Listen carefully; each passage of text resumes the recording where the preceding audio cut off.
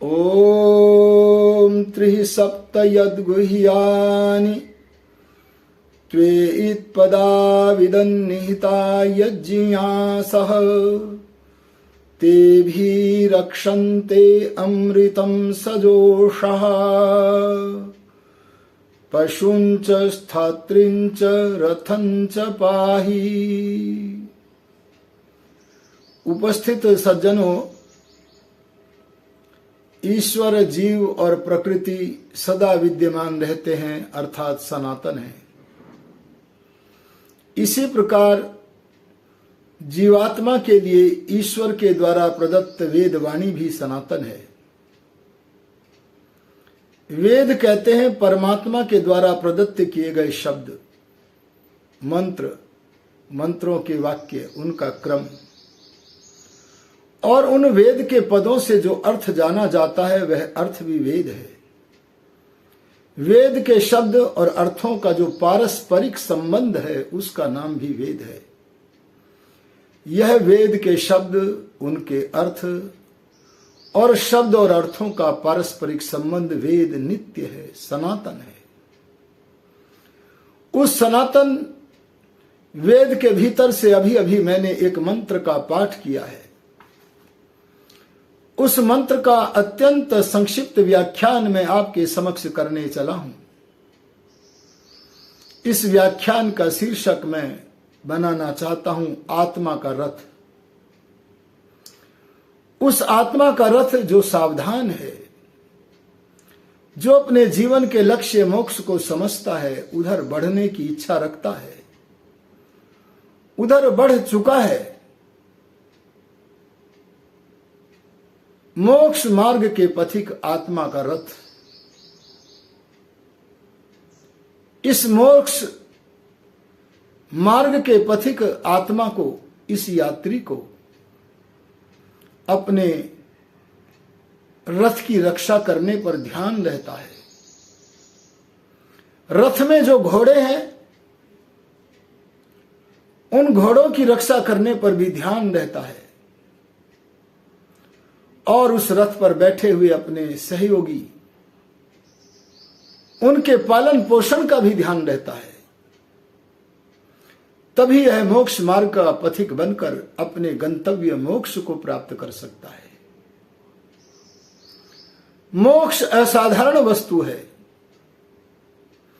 यदि हम केवल सांसारिक उन्नति के लिए काम करते हैं तो हमारी सांसारिक उन्नति तो हो जाती है, लेकिन मोक्ष से दूर रहना पड़ता है। मोक्ष के लिए तो हमें ईश्वर का प्रत्यक्ष करना है, योग साधन करना है, योग शास्त्र की विधि से आगे चलना है।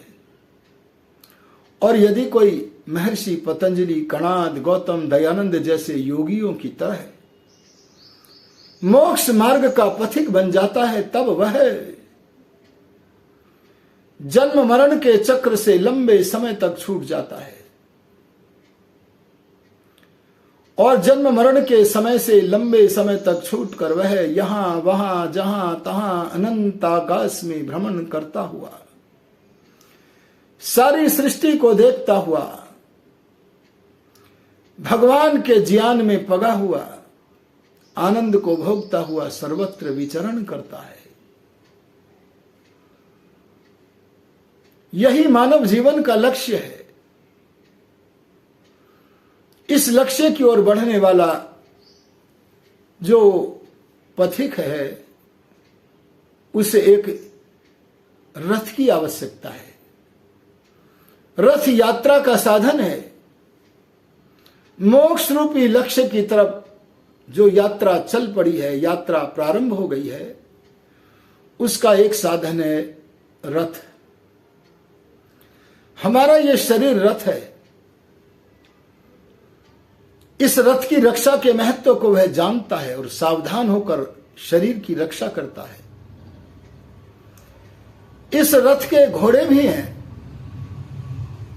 वह घोड़ों की रक्षा के महत्व को भी जानता है, उनकी रक्षा करता है। और इस रथ में बैठे हुए जो सहगामी हैं उनके पालन पोषण के महत्व को भी जानता है। इन सब को जानता हुआ वह यज्ञियांसः जीवन रूप यज्ञ को रचाने वाला मोक्ष मार्ग का पथिक आगे बढ़ता है। इस मंत्र में कहा है यज्ञियांसः, जीवन रूप यज्ञ को रचाने में निपुण मोक्ष मार्ग का पथिक आत्मा, निष्काम कर्म करने वाला आत्मा, यज्ञीय कर्म करने वाला आत्मा। यत जो त्रिहि सप्त, एक सात में 7 वस्तु होती हैं, एक सप्त में 7 वस्तुएं होती हैं, 2 सप्तों में 14 वस्तुएं होती हैं और 3 सप्तों में 21 वस्तुएं होती हैं। 3 गुणा 7 अर्थात 21 पदार्थों को, 21 वस्तुओं को। पदा, वे वस्तुएं पदगतौ धातु से पदा पद बना है। गति के 3 अर्थ हैं, ज्ञान, गमन और प्राप्ति। तो वे 21 वस्तुएं जो हैं वे जानने योग्य हैं। कहां पर हैं वे? गुह्यानि अविदन, वे गुफा में रखी हुई हैं। हमारे शरीर के भीतर बुद्धि रूपी गुफा के भीतर रखी हुई उन 21 वस्तुओं को योगी, यज्ञीय कर्म करने वाले योगी, मोक्ष मार्ग के पथिक योगी अविदन, उन्हें जानते हैं। बुद्धि की गहरी गुफा में रखे हुए उन पदार्थों को वे जानते हैं। यज्ञीय लोग, मोक्ष मार्ग के पथिक लोग जानते हैं। और ते भी अमृतम रक्षन्ते सजोषः, ते भी उन 21 पदार्थों से। आप देखिएगा यहां वे 21 पदार्थ कौन कौन से हैं, तो हम इस मंत्र में देखते हैं रथम पाही। एक वस्तु का नाम 21 में है रथ, माने शरीर। उपनिषद के ऋषि ने कहा है शरीरम तो रथम एव, शरीर को रथ समझो। और दूसरी वस्तु है इसमें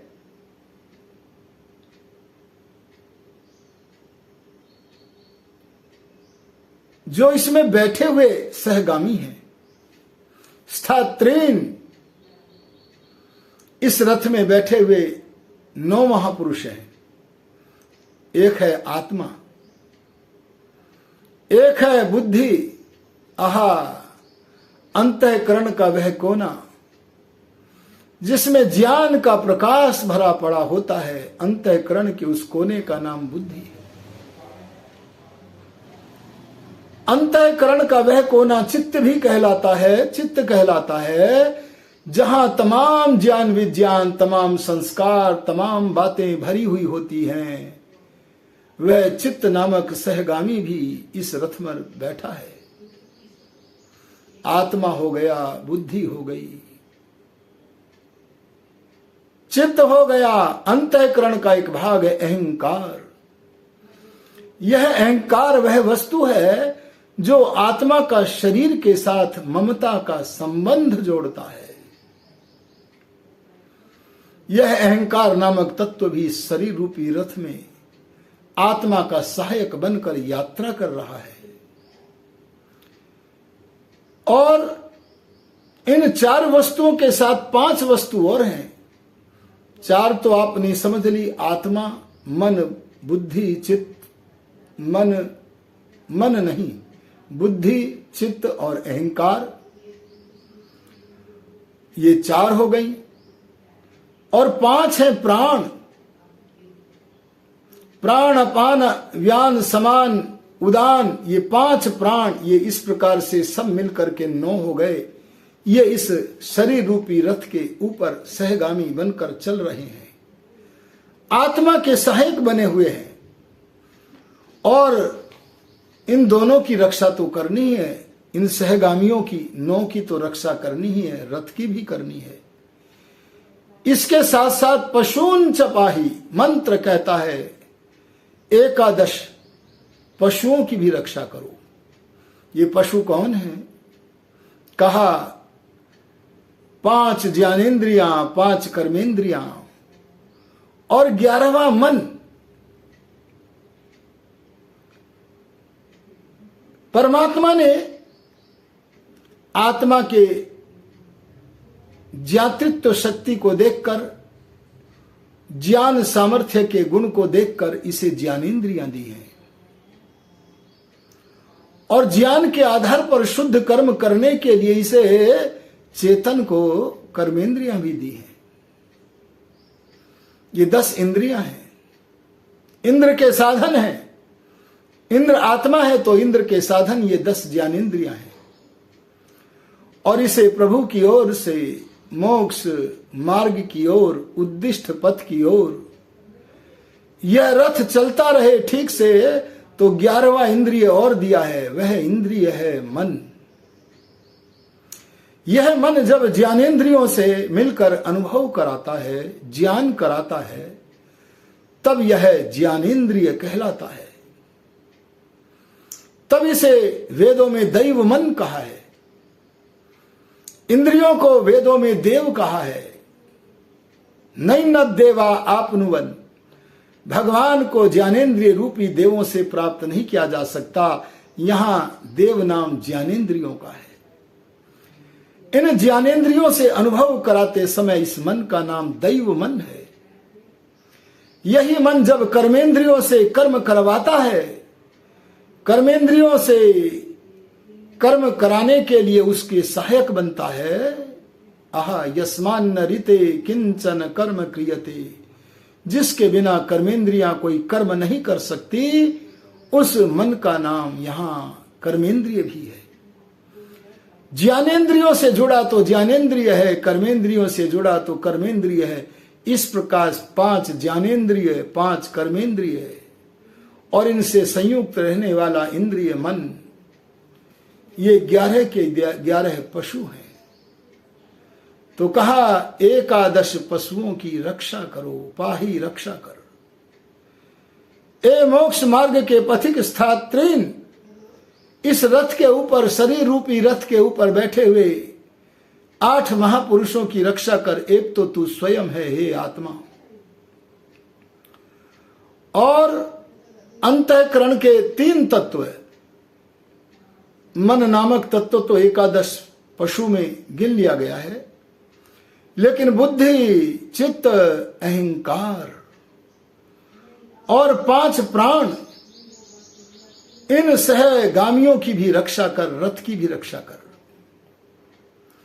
हमने ये 21 पदार्थ इस वेद मंत्र के भीतर आए हुए 2 वाक्यों से ग्रहण किए हैं, क्योंकि इस वेद मंत्र में कहा है त्वे इत निहितः, ये एकादश पशु, ये स्थात्री अर्थात रथ में बैठे हुए सहगामी, और रथ ये त्वेयित निहितः, ये तेरे भीतर ही निहित हैं, विद्यमान हैं, निहिता। अर्थात ये 11 इंद्रिय, बुद्धि, चित्त, अहंकार, प्राण और आत्मा भी, ये 9 के 9 महापुरुष इस पिंड के भीतर हैं। इस पिंड का नाम रथ है। इसलिए ये 21 तत्व परिगणित हमने किए। और इसमें एक दूसरा वाक्य भी हमारा मार्गदर्शन करता है, ते भी सजोषः अमृतम रक्षन्ते। जुष प्रीति सेवनयो धातु से सजोषा पद बनता है।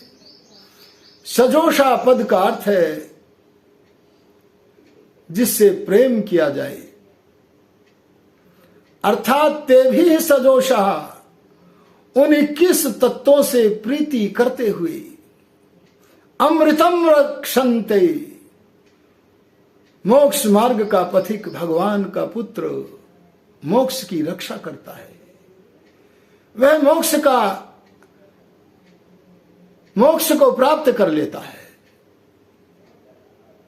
यहां पर बहुत सारे लोग शरीर की रक्षा नहीं करते,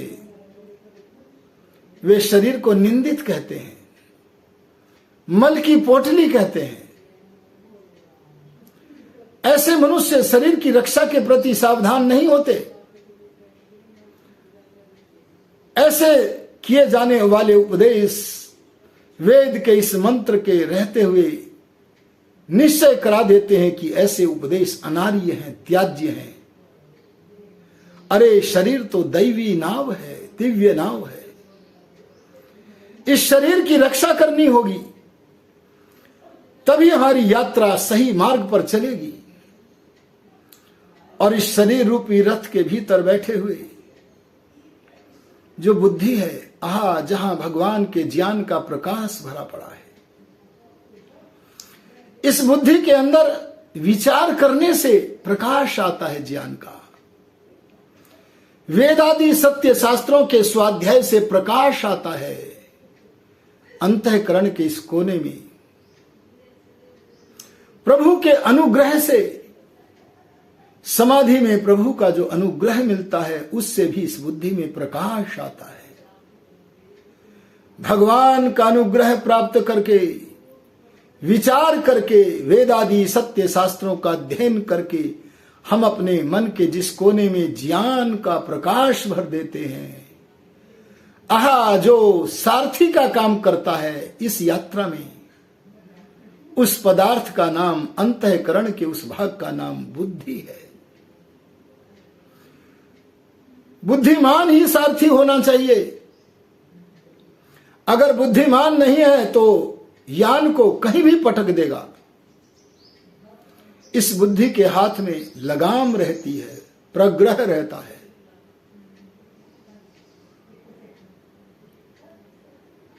यहां 11 पशुओं की चर्चा हुई है। वे 11 पशु कौन से हैं? 5 ज्ञानेंद्रियां, 5 कर्मेंद्रियां और मन। इनका दमन करना है। दमन करने का अर्थ निर्बल करना नहीं है। ज्ञानेंद्रियों को, कर्मेंद्रियों को निर्बल कर देना दमन नहीं है। जैसे कोई अपने रथ को चलाने वाला मनुष्य, रथी, अपने रथ के घोड़ों को निर्बल नहीं करता, उनके स्वास्थ्य का ध्यान रखता है, लेकिन उन्हें साधता है। इसी प्रकार से सात्विक आहार के द्वारा, सात्विक व्यवहार के द्वारा जहां शरीर को सबल करना है, शरीर में से तमोगुण, रजोगुण को छिन्न भिन्न किया तो शरीर हल्का और बलवान बन जाता है, शरीर की रक्षा हो जाती है। वैसे ही सात्विक आहार व सात्विक व्यवहार के माध्यम से हम अपनी 5 ज्ञानेंद्रियां, 5 कर्मेंद्रियां व मन, इन 11 पशुओं को रक्षित करें। ऐसा करने का मतलब है इनको नियंत्रण में रखें, इन्हें हम निर्बल न करें। और कहा स्थात्रेन चपाही, और जो इस शरीर रूपी रथ के ऊपर बैठे हैं उन्हें सुंदर बनाओ। आत्मा तब जब सुंदर बनता है तब यह यज्ञीय कहलाता है, अपने को पवित्र कर लेता है तो निर्मल कहलाता है। ऐसा निर्मल आत्मा सत्वगुण के क्षेत्र में रह करके ही काम करता है।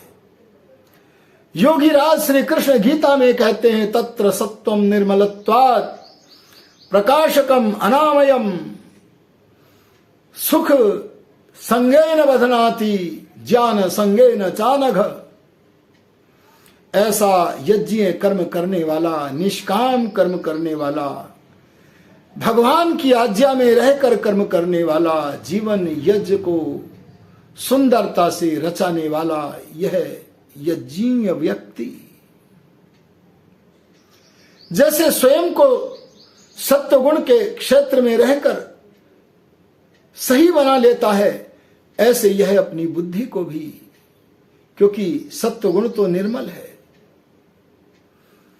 निर्मल होने से प्रकाशक है। आहा, ज्ञानेंद्रियों में प्रकाश बढ़ जाता है, बुद्धि में प्रकाश बढ़ जाता है। शरीर में सत्वगुण निरामय होने से, रोग रहित होने से शरीर स्वस्थ हो जाता है, इंद्रियां भी स्वस्थ हो जाती है। ये सत्वगुण के क्षेत्र में रहकर कर्म करके देखो तो सत्वगुण प्राकृतिक वस्तु हमारे को सुख संग से जोड़ देती है, ज्ञान के संग से भी जोड़ देती है। इसलिए सात्विक आहार, सात्विक व्यवहार के माध्यम से हम अपनी पांचों ज्ञानेंद्रिय, पांचों कर्मेंद्रिय और मन, इन 11 इंद्रियों को, 11 पशुओं को रक्षित करें, इनकी रक्षा करें। मनुष्य प्रतिक्षण सावधान रहे।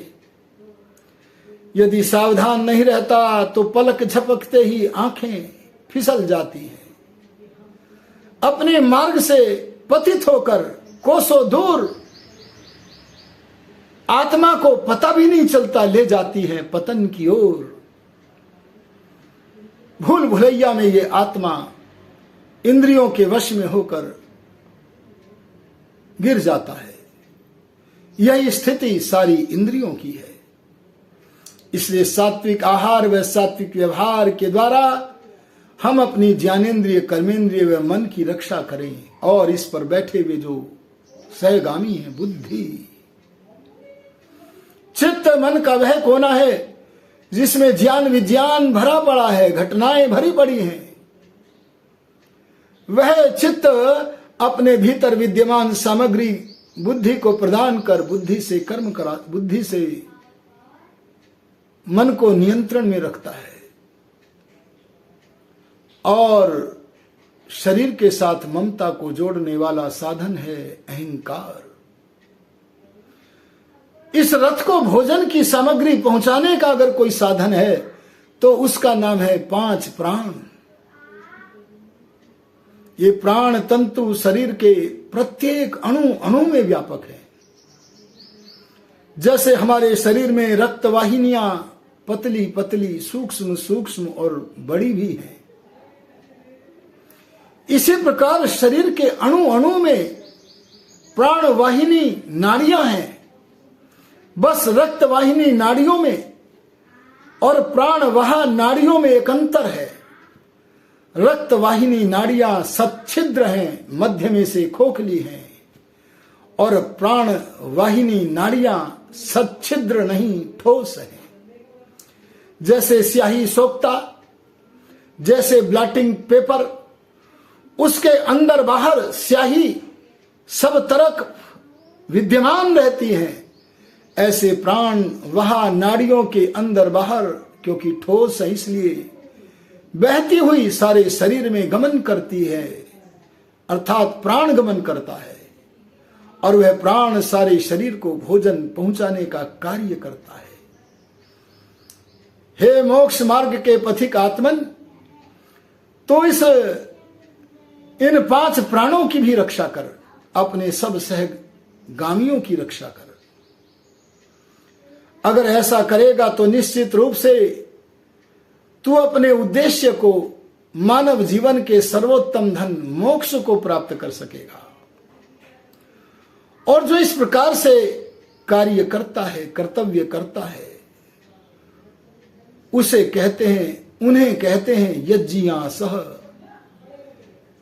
जीवन रूप यज्ञ को रचाने में निपुण आत्मा। इसलिए हमें ध्यान रखना है, जो यज्ञीय कर्म करने वाले, निष्काम कर्म करने वाले जीव हैं, योगी हैं, ऋषि हैं, वे अपने भीतर बुद्धि की गहरी गुफा में विद्यमान 21 वस्तुओं को अच्छी प्रकार से जान लेते हैं। वे 21 वस्तुएं, जैसा कि मैं बता चुका हूं, 11 इंद्रिय, 9 शरीर रूपी रथ पर आत्मा के साथ चलने वाले सहगामी आत्मा सहित 9 हैं। 3 हैं अंतःकरण के अंग, बुद्धि, चित्त और अहंकार तथा 5 प्राण। और 21वां पदार्थ है ये शरीर रूपी रथ। ये आत्मा तेरे भीतर ही विद्यमान है, त्वे इत निहितः, ये तेरे भीतर ही है। इनसे प्रीति कर, और जब हम इनसे प्रेम करेंगे तो ये हमारे द्वारा रक्षित होंगे, हम इनकी रक्षा करेंगे। और यदि हम इन 21 वस्तुओं को प्रेम करते हुए रक्षा करेंगे तो अमृतम रक्षन्ते, मोक्ष को की रक्षा करेंगे, अर्थात मोक्ष हमें सुलभ होगा। आओ, हमारा कर्तव्य बनता है कि मोक्ष मार्ग के पथिक बनते हुए हम अपने 11 इंद्रियों को दमन करके साध कर सही मार्ग पर ले चलें। अपने सहगामियों को पुष्ट बनाएं, सात्विक आहार और व्यवहार से, और रथ को भी सात्विक आहार, व्यवहार, ब्रह्मचर्य आदि साधनों के द्वारा पुष्ट बनाएं। निरंतर ईश्वर को समर्पित होकर उसी की अध्यक्षता में काम करें तो हमारे जीवन यज्ञ को सुंदर रूप से रचाने वाले हमारे इस यात्रा का यह साधन रथ सुमार्ग पर चलेगा। हम किसी झमेले में नहीं फंसेंगे, निश्चित रूप से भगवान का प्रत्यक्ष करेंगे और तब कह उठेंगे त्वमेव प्रत्यक्षम ब्रह्मासि। हे परमात्मन, मैं आपको ही प्रत्यक्ष ब्रह्म कहूंगा। त्वमेव प्रत्यक्षम ब्रह्म वदिष्यामि, आपको ही प्रत्यक्ष ब्रह्म कहूंगा, आपकी आज्ञा में सदा बना रहूंगा। ऐसा हम कर सके तो हमारा जीवन सफल हो।